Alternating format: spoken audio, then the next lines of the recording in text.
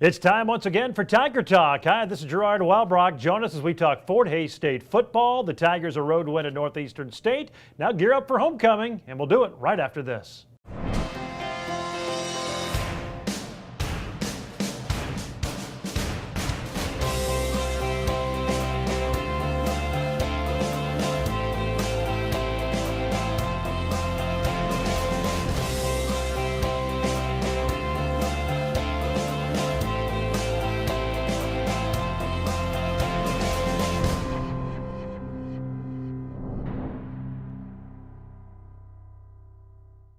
Hello again, everyone, and welcome into Tiger Talk. Gerard Wellbrock with you as we talk Fort Hays State football. The Tigers win their second in a row, picking up their first road win of the 2016 campaign. A very dominant 34-7 win in Tahlequah Saturday afternoon against the Riverhawks of Northeastern State. So the Tigers now 3-1 on the year, and now get ready for their homecoming game this Saturday, an afternoon game, a 2 o'clock kick as they host the Lindenwood Lions. Tiger Talk presented by Freddy's Frozen Custard and Steak Burgers and by Mocha's Coffee, Bakery, and Bistro at 27th and Indian Trail in Hays. We're going to step aside. When we come back, head coach Chris Brown will join us right here on Tiger Talk.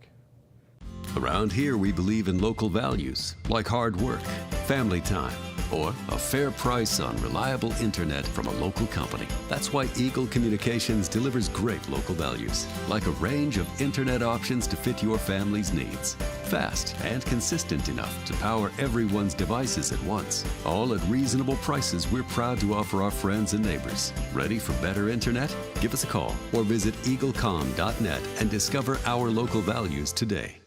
Welcome back to Tiger Talk. Gerard Wellbrock, joined by head coach Chris Brown. The program brought to you by Mocha's Coffee, Bakery, and Bistro, as well as Freddy's Frozen Custard and Steak Burgers. Experience their delicious cook-to-order food and rich and creamy frozen custard churned fresh throughout the day. It's Freddy's Frozen Custard and Steak Burgers on North Vine and Hays. Freddy's, it's the taste that brings you back. Tigers 3-1. They get their first road win and their second straight victory overall, knocking off Northeastern State Saturday in Tahlequah. The Riverhawks homecoming 34-7. A warm day, a windy day, and boy, you always worry if you get temperatures like that, kind of unseasonably warm for this time in September. Your team handled that well, and after kind of a sluggish start offensively, got things rolling. And anytime you can score on offense, defense, and special teams, you know it's a pretty good day. It was. We played pretty well, offensively, defensively, and special teams wise. It took us a little bit on offense to get things going. Change up, with a couple old linemen, changing some positions as well. And plus what they were doing to us defensively just didn't really make a lot of sense when you looked at it, but they were doing a lot of twists, a lot of stunts, a lot of blitzing, just trying to keep us off balance and filling up gaps. But overall, I thought our team handled it well. I think we only had one kid cramp, and that was Maxie, towards the end of the game. But other than that, our kids, had plenty of fluids in them and kept fluids in them to, that way they were able to participate and compete the whole game. Let's talk about the defense first. Did a very good job, held them to 7 points, and Northeastern going into the game had really not been able to run the ball very well, and you continued that trend, which I thought was important. Yeah, our front four did a great job this week, and it really comes down to those front four of how everybody performs, as the game goes through. But, they did a good job of stopping the run games. Our linebackers did a good job of filling gaps, and, Doyne did a good job playing the edge. Huckman did a good job on the edge as well. So I'm just very proud of how they played. They played physical, aggressive, and, we got a lot of pressure on the quarterback, too. Diminick McKenzie, their starting quarterback, going into the game, 8 touchdowns, no interceptions. You pick him off 3 times. Then that goes credit. Then we got to credit our D-line. They were getting so much pressure on him that he wasn't feeling very comfortable back there at all. And he took a couple chances. And Dunnigan's interception, he was in a great position where he needed to be. Tried to do a back shoulder throw, and Dunnigan was there to get that pick. DeAndre James did a good job in our roll coverage and of kind of baiting the quarterback into that throw, and he did, and picked it and scored. And then Huckman got the tip pass. He just kind of. The quarterback was so used to getting pressure all day that he was in a hurry and rushed it and threw it behind the tight end and tipped the pass, and Huckman picked it off. So very proud of our D-line. I think we got 4 or 5 sacks that day, and they just played hard. And C was a big part of it. Nate was a big part of it. But made it nice too. You got the 3 turnovers, but you scored 17 points off of those turnovers. The turnovers are great, but you can score off them even better. They are. That's huge for us. And when you get points off those things, that always helps. And that's your goal as an offense. Hey, defense gets a turnover. We got to go down and get some points somehow. And we just did a lot of good things that way of setting up points and getting extra points, right there before the half. We got the 3 and out, and Beverly blocked the punt, and, we were able to kick a field goal there too. So just finding ways to get points on the board. That's all we need to continue to do, is find ways to get points on the board. You mentioned offensively it was a bit of a slow start, but still a very efficient game by those guys. It was. Shaquille had some great runs. Aheem had some holes that he hit that were not very big, but he hit them and got first downs. And, a lot of those guys, even see Malik come back and get some good runs for us as well. But, yeah, I was really pleased with the way they played. I know Coach Bryant wasn't too happy because there wasn't a lot of points put on the board, but they did enough for us to win that game. We scored some points, and they didn't get some opportunities because we're blocking the field goal and scoring, and getting a pick 6 and scoring. All those things just kind of take away from your offense to get on the field. Yep, total team effort, though. And you mentioned the offensive line, and you thought you'd found something the week prior. You had to deal with Pat Kelly's injury and kind of mix it up again. Seemed like they did a pretty decent job, all things considered. Yeah, they did a good job. That happened to Pat on Wednesday, so then the guy that fills in has one day to really prepare himself to get ready. So it's going to cause some issues, but we'll go back to work this week, and those guys will fill in and understand what they're doing and communicate a little bit better, and then I think things will be fine from here on out. Tigers get the victory, 34-7, knocking off Northeastern State. We'll talk about it in a little bit more detail when we return. Tiger Talk presented by Freddy's Frozen Custard and Steak Burgers and by Mocha's Coffee, Bakery, and Bistro. And we're back with more right after this. The year 1948, we said goodbye to the Babe. Truman upset Dewey, and KAYS AM signs on the air. Flash forward to 2016. This year we said goodbye to Prince. We find out if it will be Hillary or Trump, and KAYS FM signs on the air. 1400 AM KAYS, now also on 94.3 FM. It's Hayes' greatest hits. KAYS, sounding great since 1948. Welcome back to Tiger Talk. Gerard Wellbrock, head football coach Chris Brown, brought to you by Freddy's Frozen Custard and Steak Burgers and by Mocha's Coffee, Bakery, and Bistro, where you can start your day off with a hot coffee or a breakfast item, or try one of their signature sandwiches for lunch. They also have salads, paninis, wraps, all of your favorite drinks, plus cheesecake, scones, and a whole lot more. There's something for every meal at Mocha's, 27th and Indian Trail in Hayes. Tigers a win over Northeastern State in Tahlequah on Saturday. And we talked about a bit of a slow start, two teams kind of filling each other out, exchanged possessions in a scoreless first quarter. Had a chance there. Brandon Brown missed on a 51-yard field goal try. I know you finally gave him a chance in a long one, just didn't quite kick it right. Yeah, in pregame, he was kicking 65-yard field goals, so there was a situation there, had the wind in our back, and, he just got underneath it a little bit too much, and, wanted to give him the opportunity. I thought defensively we were playing well enough to do it in that situation, and he just mishit it. But we'll give him another chance. He'll make one of those here pretty soon. Really proved he came back, hit a couple of them, and it was a windy day, and the wind kind of changed throughout. How did that impact what you guys did on offense with the wind? Not too much. Jake was throwing the ball well enough that he was cutting it right through the wind like he always does, and because his arm's so strong. But it really didn't affect us too much. It just making sure that we got first downs, and it was if we got into a punt situation, we were able to exchange field position, and guys were able to do that, and it worked out well for us. You talked about the defense that finally gets you going. It was an interception by Rashad Dunnigan. You talked about in the first segment, setting up your first score, a Malik Thomas run, but it was a great pick by him, and it seems like teams have been kind of picking on him this year, but he's had a couple of good games in a row now. Yeah, they have. After the UCM game, that's a very good wide receiver he was going against, and he just needed to get his confidence back. He's a great corner. He's competitive. He's physical. He's aggressive.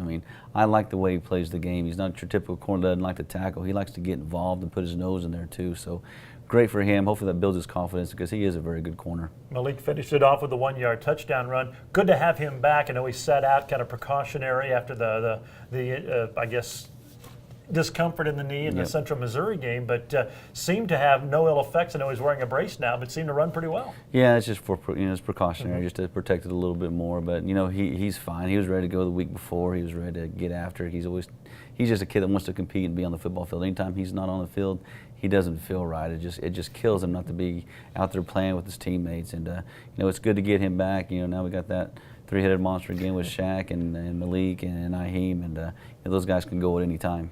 Next possession for Northeastern, it was another pick, this time the pick 6 from DeAndre James. Second pick 6 you guys have had this season. It is, and that's huge. That's one of our goals each week is to score on defense, and we've done it twice this year. And you know, we just got to continue to stress that and get turnovers and try to score on defense and make things happen and get some extra points on the board somehow, and you know, get an easy one for us. And you know, that was a funny play when once DeAndre picked it. You know, when you watch their whole offense, they just all stood there because they knew he was going to score. Nobody even chased him, but it was a great play by him. I thought he was going to drop it because it kind of tipped around a little bit, but you know, he brought it in and scored for us. And then I thought a big point of the game late in that second quarter, you kind of alluded to it, you get a 3 and out, force them to punt. Lane Bieberly gets his hand on the ball, so it's not a good punt. You get good field position, and you're able to manage that clock and get it down and get a field goal right before the half to go up 17-0, because that's a whole different feel than 14-0. It is. You know, now it's a 3-possession game. You know, they got to score three times to even, you know, get within striking distance to score and to have a chance to beat us in that game. So, you know, anything that we could have done, and we were trying to find ways to do things, and you know, it just kind of popped in my head. Let's try to do some clock management here, call timeouts when we need to, and let's go for the block. And Bieberly did a good job of hitting the seam and getting his hand on the ball. Wasn't a clean block, but enough to give us a short field. And then one thing I didn't like was Maxie catching the ball and not getting out of bounds. Yes. But we ran up the field, and Jake did a good job of getting everybody on the ball, you know, spiking the ball and killing the clock and getting our you know, field goal team on the field. Yeah, you kind of read my mind. My next question: a great play by Isaiah, great run, got you into field goal range, but it was close. I mean, you almost ran out of time. It was very, very close, and you know, just a kid trying to be a competitor, trying to score a touchdown, and you know, he came off the sideline. Of course, we're, Maxie, what are you doing? And he goes, I was just trying to score, Coach. And you know, so we had to talk to him and explain to him, hey, it's a situation. I understand you're trying to score. If that would have been 5 minutes left in the game, I totally understand. But I mean, we're trying to get some points somehow. Don't ruin an opportunity that we're trying to take advantage of. And then Brandon Brown came back, nailed a 32-yard field goal as time expired. Always good to see. You never know. It was his first time he'd missed all year, how he responds, but he nailed one as the clock hit 0. Yeah, he did, you know, and that's just who he is. You know, he's a competitor, and he's one of those kids that really prepares himself for a football game. He just has a whole different mindset with it. I mean, he's actually like a true linebacker, safety, wide receiver, something, how he prepares for a game and wants to attack a game. And when he's when his number's called, he's ready. And you know, he's always chomping in my ear. I'm ready. I can get it from here. I can get it from here. And you know, I like a kid like that wants to be out there and wants to compete. Tigers led it 17-0 at halftime over Northeastern State. We'll take another break, come back and review the second half action from Tahlequah when we continue right here on Tiger Talk. That was another legend on 99 KZ Country. And yes, before that, we had a brand new artist. Your home for today's stars and the legends. We play real country. I'm Teresa Trapp. Weather, news, sports, it's all here. We're on Facebook, and there is a listen live link at hayespost.com. Dial us in on your radio at 99.5 FM. KHAZ, real country. 99 KZ Country. Back on Tiger Talk, Gerard Wellbrock, head coach Chris Brown. The program brought to you by Mocha's Coffee, Bakery, and Bistro, and by Freddy's Frozen Custard and Steak Burgers, where they're celebrating a classic steakhouse favorite, the A1 Chop House Steak Burger. 2 sizzling patties topped with grilled onions, sauteed mushrooms, white cheddar cheese, and zesty A1 garlic sauce on a home-style bun. Only at Freddy's Frozen Custard and Steak Burgers. It's the taste that brings you back. Fort Hays State leading Northeastern State 17-0 at halftime on Saturday.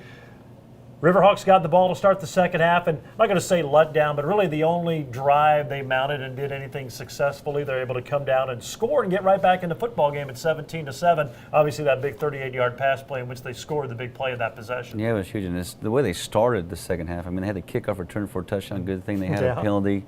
But I think our guys they're so used to Brandon kicking it out of the end zone. There's no return. We got lazy on that coverage. But, you know, they came out and they were physical and they played aggressive and they attacked and they got after it. And, you know, it's a play we worked in practice. Dunnigan just saw the wheel route a little bit late, didn't get to it.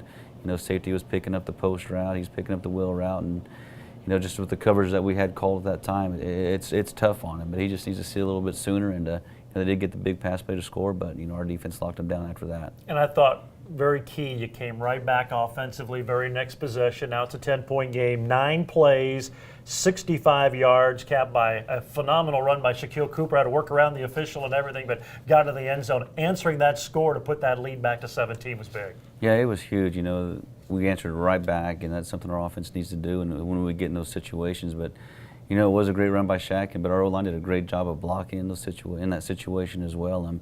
gave him just a little hole, and you know, it's kind of funny because you thought he was down because there's a couple of guys there in that position to tackle him, and you could even hear the stands, you know, kind of cheering, you know, for Northeastern that he was down, but he spurted out of there somehow and made a couple more guys miss and scored that touchdown. That was a great play by him. Great 27-yard run, but kind of lost in there. He had a 3-yard run. You went for it on 4th down in your own territory on that position. Kind of risky, but Shaq came through for you. It was, you know, it was just a situation where I was, let's go make something happen. I don't want to punt here. I want to go score some points. Let's go get some things done. And I said, let's go for it.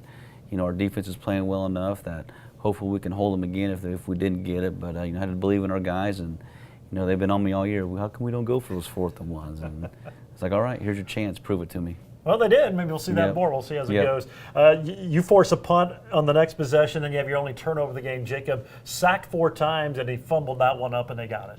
It was, and it's just a lot of things that they were doing defensively. I mean, it was, you know, they had their whole D-line on one side, and then they'd twist all of a sudden with linebackers on the other. So it was just kind of, their defensive scheme was pretty good for us, and a little bit unsound, but, you know, our guys, you know, just have to protect us a little bit better and stay to their rules. But, you know, Jake did fumble it, but he was getting hit, you know, quite a bit, and that's going to happen every once in a while. Then probably the play of the game, they drive all the way down to the 21-yard line, trying to stick around and cut it down to a 2-possession, 14-point game, and you block the field goal. Doyen Jabobo gets the block, and then there's Raheem Dumas to scoop it up and go 65 the other way for the special team score. It's just how we drew it up, you know, exactly. The funny thing is, we work that play every Friday. We work that play in our practice script, and you know, Coach Hatterberry will roll the ball like it got blocked, and Dumas will scoop it and go score, and it looked just like that. You know, Doyen came through, did a good job of, you know, getting to the point, the block point, and getting his hands up, and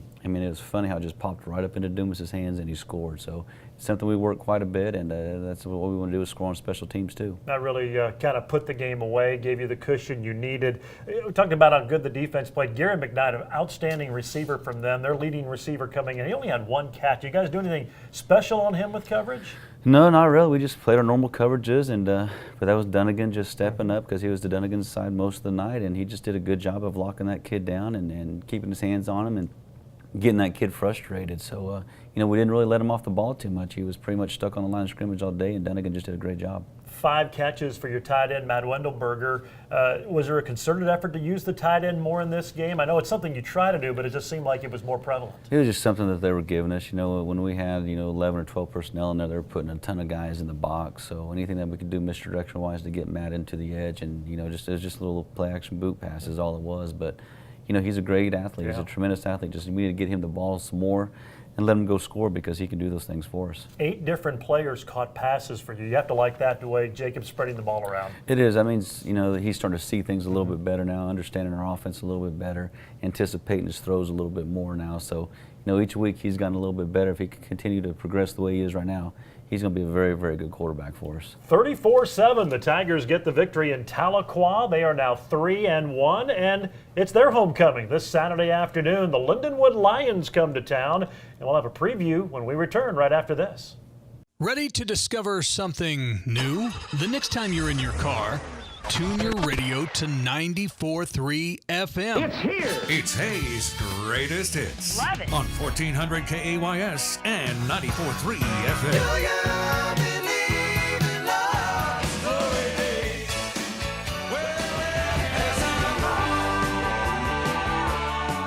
94.3 FM, KAYS. Go ahead, check us out.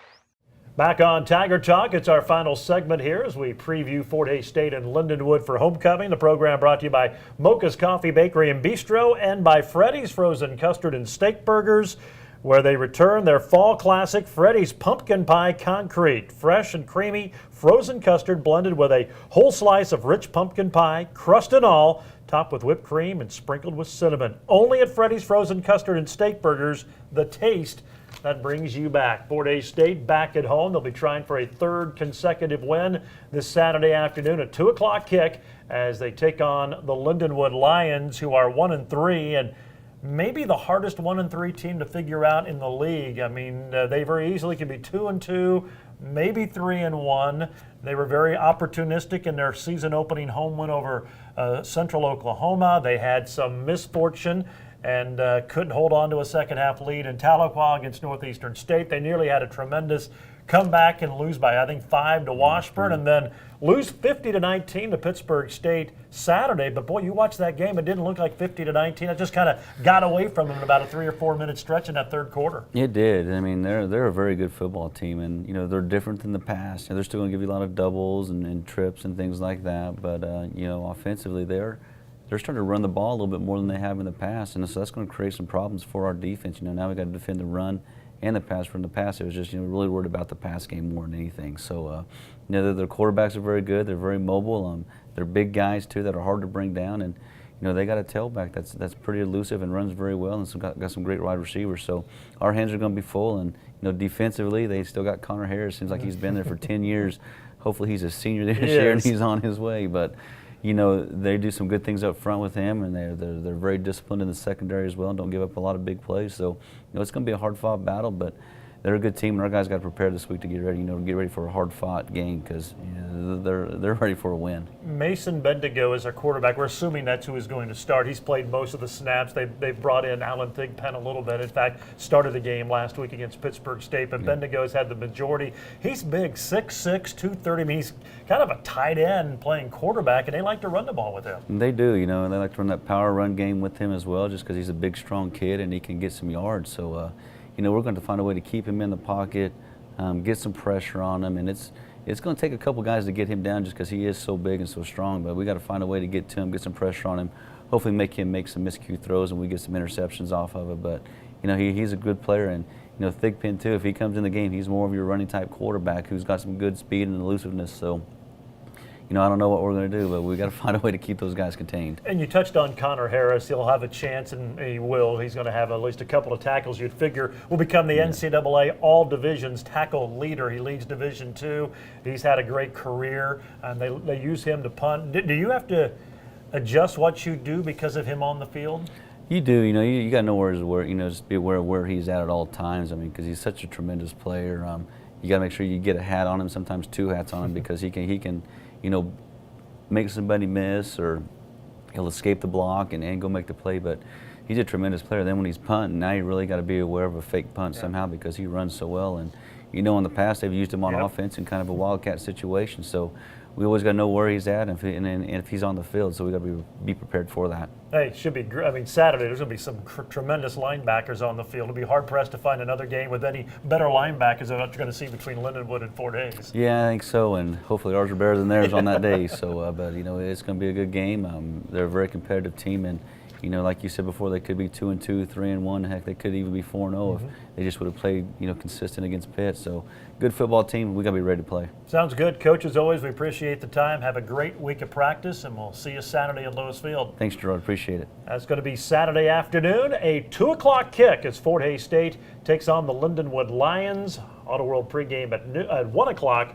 on Tiger Radio Mix 103. Hey, if you missed any portion of the program, you can, of course, always catch it online at hayspost.com and check out the video replay. It's on Tuesday and Wednesdays, 10:30 and 7 o'clock on Eagle Cable's channel 14 and 614. So be sure to check that out, as well as online at hayspost.com. That's going to wrap up the program for today. Certainly hope you enjoyed it. It's brought to you in part by the Hayes Med Orthopedic Institute, the Taco Shop, G&L Tire and Automotive, Golden Belt Bank of Hayes and Ellis, Adams, Brown, Barron and Ball, Couture for Men and Women, BTI, as well as Horizon Appliance and Electronics, and of course, by Mocha's Coffee, Bakery, and Bistro. They're at 27th and Indian Trail in Hayes. And by Freddy's Frozen Custard and Steak Burgers. They're on North Vine and Hayes, the taste that brings you back. For head coach Chris Brown, this is Gerard Welbrock. So long, everyone.